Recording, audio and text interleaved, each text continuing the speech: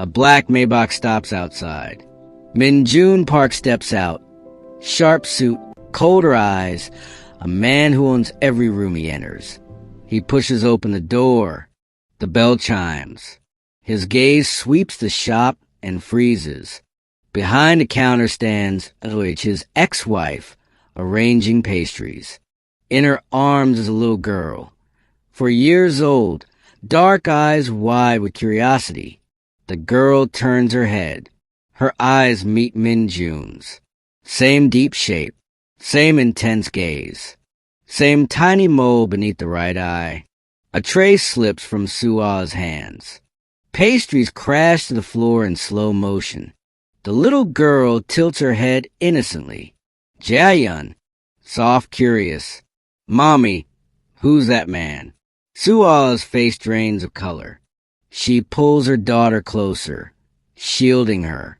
Min-jae stands rooted, heart-hammering, staring at the child who looks exactly like him. Min-jae, voice barely above a whisper. Sua?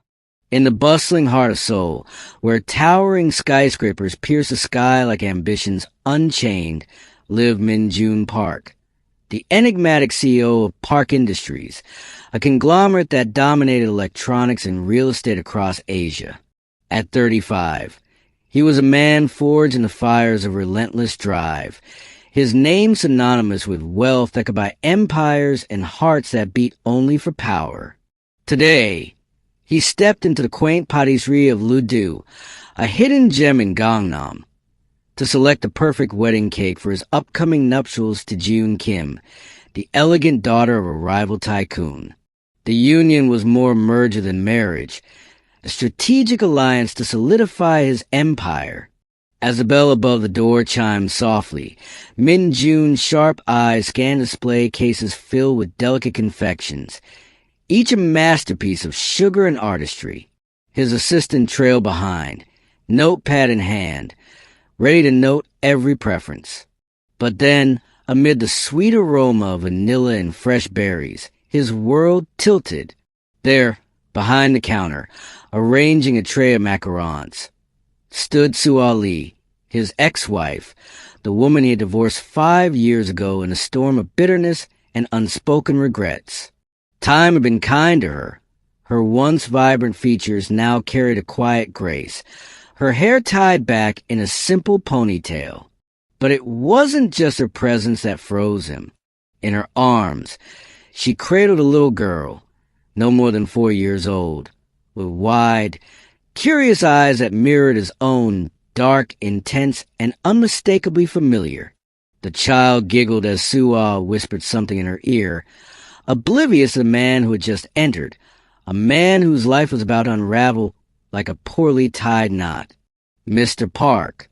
The shop owner greeted him warmly, snapping Min-jae from his trance. What an honor. How can we assist with your wedding preparations? Min-jae forced a smile, his voice steady despite the chaos in his mind. I'm here for a cake tasting. Something grand yet elegant. As Sua turned, her eyes met his, widening in shock. The little girl tugged at her sleeve. Mommy, who's that man? Sua hesitated, her composure cracking like fragile icing. Just a customer, sweetie. Go play in the back. But Min-jae's gaze lingered on the child, a question burning in his chest. Could she be mine? The encounter lingered in Min-jae's mind like a persistent shadow as he left the patisserie, the cake sample forgotten in his haste. That night, in his penthouse overlooking the Han River, memories flooded back unbidden.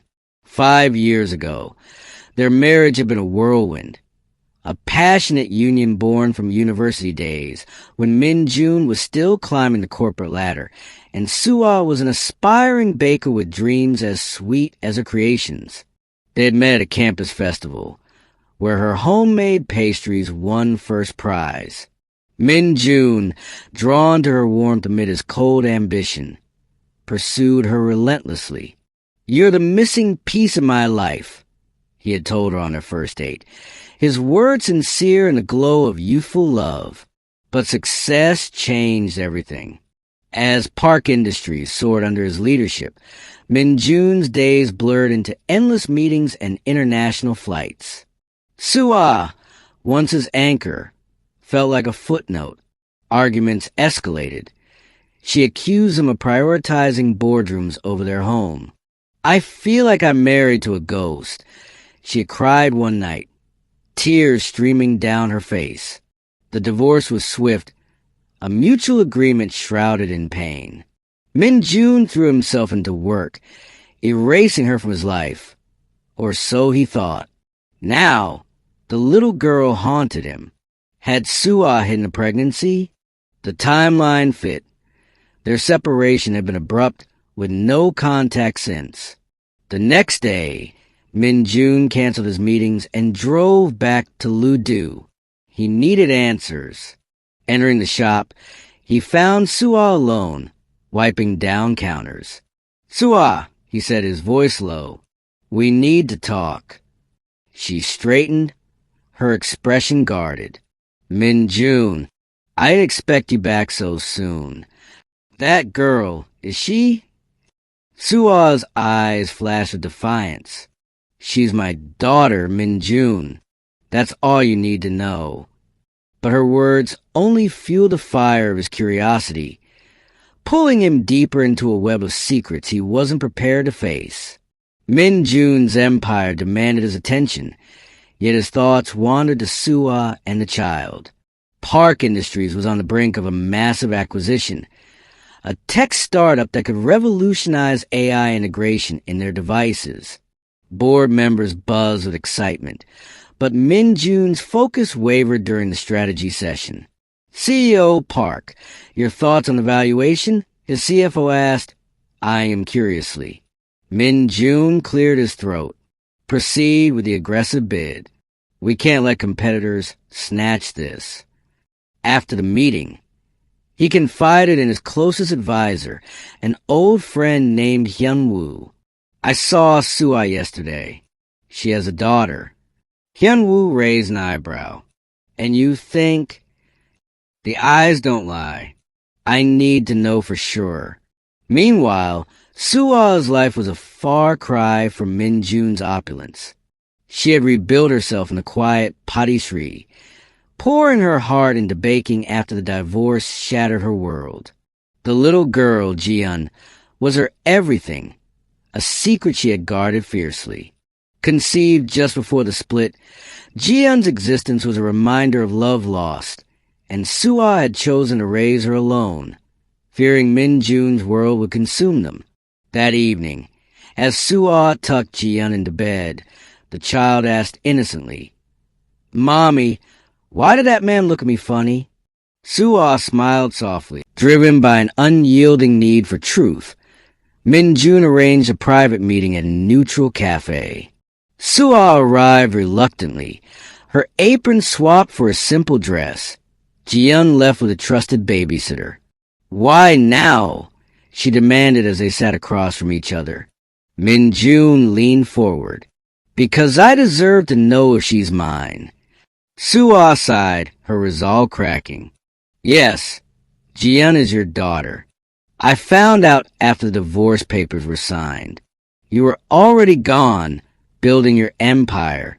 I didn't want her to be a pawn in your world." The revelation hit Min-jun like a tidal wave. A daughter, his flesh and blood, hidden for years. Anger mixed with regret. "You had no right to keep this from me. And you had no right to abandon us," she retorted, her voice trembling. Their conversation stretched into hours, a blend of accusations and apologies. Min-jun glimpsed the woman he once loved, softened by motherhood. As they parted, he whispered, "I want to be part of her life." Soo-ah nodded hesitantly. One step at a time. The glass walls of Park Industries' executive floor reflected Min-jun's silhouette like a man trapped inside his own empire. He stood motionless, staring at the city skyline that once felt like proof of his invincibility. Now it looked cold, distant, indifferent. June had noticed a change weeks ago. She moved through their shared penthouse like someone cataloging evidence. The way he checked his phone more often, the late-night calls he took in another room, the sudden interest in children's bakeries instead of five-star restaurants. During a charity gala, she watched him from across the ballroom as he smiled politely at donors but never truly engaged. When she placed her hand on his arm later that night, his muscles tensed beneath the tailored tuxedo. "You've been somewhere else for weeks," she said quietly in the car ride home. The city light streaked across her flawless cheekbones. "Work," Min-June answered automatically. June turned her face toward the window. "Work has never made you look guilty before." The next afternoon, she instructed her driver to take her to Ludu Patisserie. She did not enter. She simply watched from the tinted backseat of her Bentley as Suah knelt beside the little girl, wiping flour from Ji-Yeon's nose while the child laughed. The resemblance was undeniable. The shape of the eyes, the slight upward curve of the mouth when smiling. Ji-Yeon's fingers tightened around her phone until the edges bit into her palm. Inside the patisserie, Min-June arrived for the third casual visit in 10 days. Suah had agreed to let him spend time with Ji-Yeon under strict conditions. No gifts that screamed wealth, no promises she couldn't keep, no disrupting the child's routine. Ji-Yeon ran to him the moment he stepped through the door, holding up a lopsided cookie she had decorated herself. "Look, Uncle Min-June, I made a star, but it looks like a squish heart." Min-June crouched to her level, accepting the cookie with exaggerated reverence. "This is the best star-squished heart I've ever seen." Suah watched from behind the counter, arms crossed, expression unreadable. Every time he made Ji-Yeon laugh, something inside her chest twisted, relief and fear in equal measure. That evening, after Ji-Yeon fell asleep clutching a picture book Min-June had read to her twice, Suah poured 2 cups of chamomile tea and set one in front of him at the small kitchen table. "You're good with her," she admitted. "Better than I expected." "I read parenting books on the plane last week," he confessed. 3 of them. I panicked halfway through the second one. Suah almost smiled. "Almost." "She asks questions now," she said quietly, "about why you suddenly appeared. I don't know how long Uncle Min-June will be enough." Min-June looked down at his untouched tea. "Then let me tell her the truth. When you're ready." Suah's voice hardened. "I'm not ready. And neither are you. Your life is still exploding in slow motion." Outside, unknown to either of them, Ji-Yeon's car idled across the street for another 20 minutes before pulling away into the night. The boardroom of Park Industries had never felt more suffocating. Min-June sat at the head of the 20-foot obsidian table while analysts presented projections for the upcoming quarter. Graphs glowed on the massive screen behind him, but his eyes kept drifting to his phone, waiting for a text from Suah confirming Ji-Yeon's pediatrician appointment. "CEO Park?"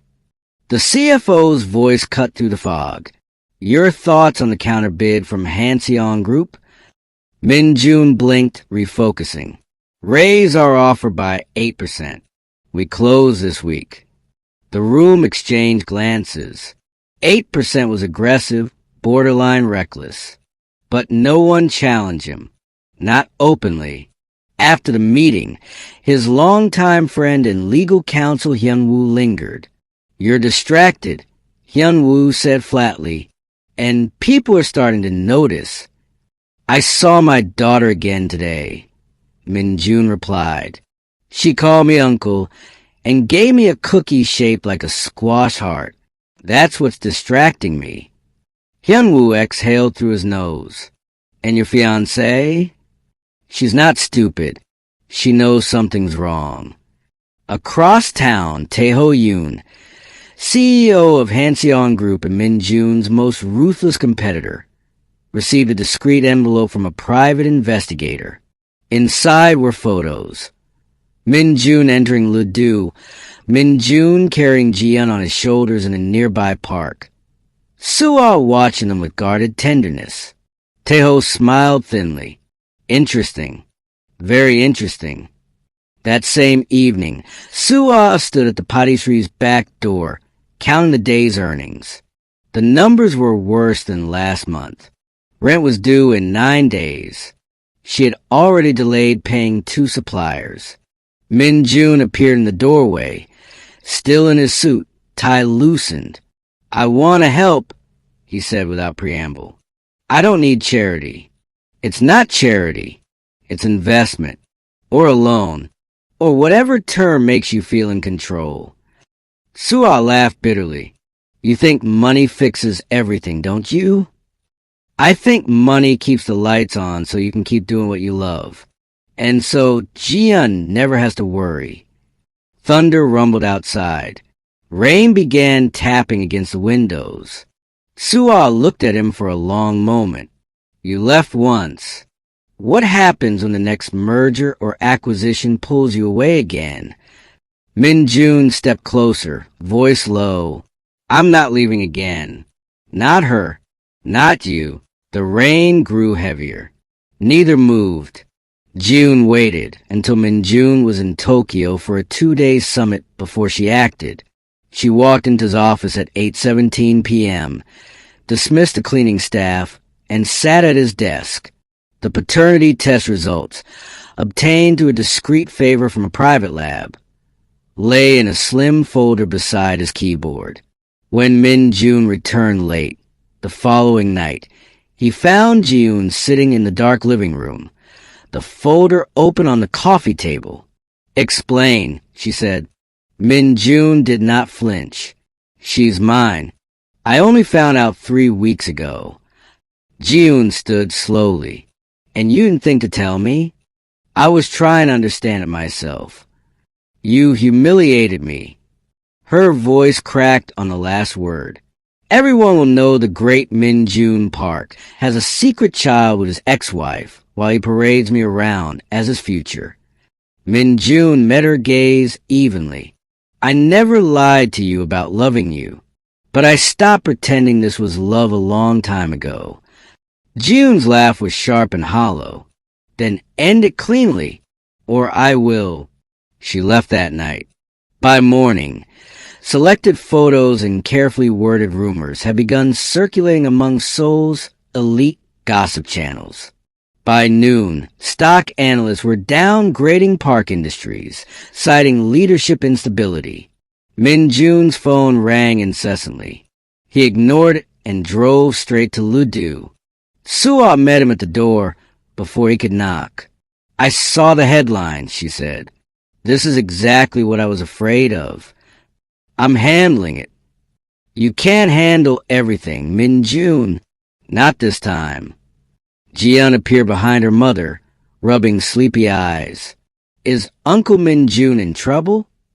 Suah knelt and kissed her forehead. "No, baby. Everything's okay." But when she looked back at Min-jun, her eyes were blazing. "Fix this, or stay away until you do." Min-jun spent 3 sleepless nights with his legal and PR teams. They traced the leaks back to a burner account linked to a shell company owned by Hanseong Group. Evidence of Taeho's insider trading and bribery surfaced next, carefully gathered over years by Hyun-woo's discreet contacts. On the 4th morning, Park Industries issued a press release exposing Taeho's illegal activities, complete with documents. Hanseong stock plunged 34% in hours. Taeho's board called an emergency meeting. He was ousted before lunch. Ji-yoon made her own announcement that afternoon. The engagement was over, citing irreconcilable personal differences. She looked regal in the press photos. Chin high, no trace of tears. Min-jun arrived at Ledoux after closing time. Suah let him in without a word. They stood in the dim kitchen, surrounded by the lingering scent of almond and butter. "I ended it," he said. "Officially." Suah leaned against the counter. And the company? Recovering. Faster than expected. She studied him. You look exhausted. I am. She stepped closer. You didn't have to burn everything down. I didn't burn it down. I chose what mattered. Silence stretched between them, fragile and electric. Min-jae reached out slowly, brushing a strand of hair from her cheek. I want to come home, Soo-ah, to both of you. She didn't pull away. Ji-yeon deserves a father, she whispered, but I deserve a partner, not a savior. Then let me try to be both. She closed her eyes for a long moment. When she opened them again, they were softer. One day at a time, she said. The first family outing was a disaster. Ji-yeon had begged to go to Latte World. Min-jae rented the entire amusement park for the afternoon to avoid crowds and cameras. But Ji-yeon hated the roller coasters, cried when she got lost for 90 seconds near the merry-go-round, and fell asleep in the car before they even left the parking lot. Soo-ah stared out the window the entire ride home. You can't buy normal, she said quietly. I wasn't trying to buy anything. I just wanted her to feel safe. She felt overwhelmed. So did I. The next weeks were a delicate dance. Min-jae learned to arrive without fanfare. He helped with homework, burned pancakes on Sunday mornings, sat through 3 episodes of the same cartoon without complaint. Slowly, Ji-yeon stopped calling him uncle and began testing Appa in shy whispers. The media storm refused to die. Paparazzi camped outside the patisserie. Customers dwindled, then surged again when Soo-ah started posting behind-the-scenes baking videos. The shop became trendy overnight. One night, after Ji-yeon was asleep, Soo-ah found Min-jae on the tiny balcony staring at the city lights. I'm scared, she admitted. Of me? Of how easy it would be to fall back into loving you, and how much it hurt when you left. Min-jae turned to face her. I was wrong. Every day I wake up knowing that. She stepped into his arms. They stood like that for a long time, listening to hum of the city below. The wedding was small. Lou Du was closed for the day. White roses spilled from every surface. A single long table held an assortment of Soo-ah's favorite cakes. No towering monstrosity, just honest sweetness. Ji-yeon wore a pale lavender dress and scattered petals with serious concentration. When Efficient asked if anyone objected, she raised her hand. Everyone froze. I just want to say, Ji-yeon announced, that Appa makes really good bedtime stories now. So it's okay. Laughter rippled through the small gathering. Min-jae and Soo-ah exchanged vows in quiet voices, promising not perfection but presence. When they cut the cake, Soo-ah's own design, simple vanilla layered with strawberry and cream. Ji-yeon stood between them, one hand in each of theirs. Later, after the last guest left, Min-jae locked the door and turned to Soo-ah. We made it, he said. She smiled, tired and radiant. We're still making it. Outside, Seoul glittered, indifferent and beautiful. Inside, a family began again, one imperfect, honest moment at a time.